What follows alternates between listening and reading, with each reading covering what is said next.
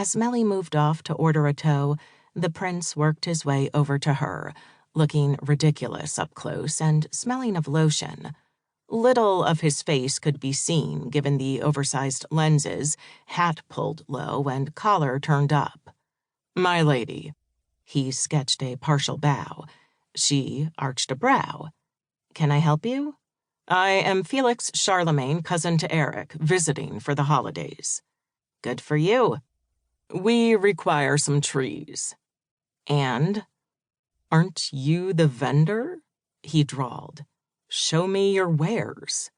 Imperious prick. She pointed. "Over there are some pre-cuts." He glanced. "I don't think that's enough." "It's not." "Well?" "Well, what?" "We need more trees." "I know, and so do they." Edwina gestured to the women moving off into the grove. "What do you think they have the axes for?" He turned to eye the lionesses wandering the neat rows of trees. "Fantastic, fresh cut, marvelous idea, but I'm afraid I'm not quite dressed for traipsing in the woods." "You're right, you're not." At least he recognized it. Perhaps he'd even done it on purpose, so he wouldn't have to exert himself. "It's cold. I don't suppose you have an office where I can warm up." "Nope." "What about a store? I hear you also sell honey." "I do sell honey, but I don't have a store," she replied as she walked away, heading for the tree part of her farm. He tagged along. "Word is your honey has remarkable traits." "If you say so." She knew better than to say too much to a stranger. "My mother was saying I should buy some." "Then maybe you should." "Since you don't have a store, do you have a website? I tried looking you up but didn't find anything other than a business listing for Honey Pine Farm." "Don't need a website or store." To his credit, while she could hear annoyance brimming in his tone, his face remained smooth. "How are you supposed to attract buyers?" "I have enough clients." She sold her stuff via special order. "What if I want to buy some?" "I'll think about it."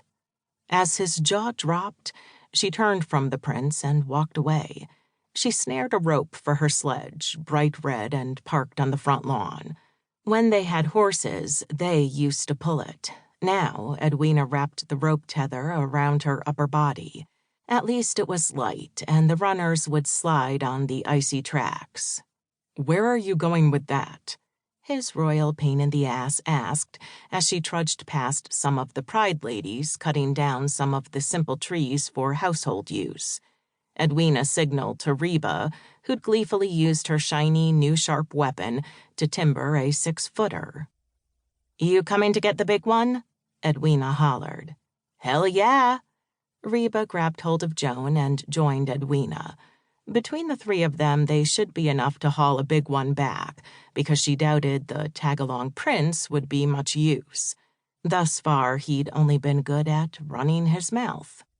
"Are we going far?" he asked, following behind the sled while Reba and Joan went ahead to scout the prospects.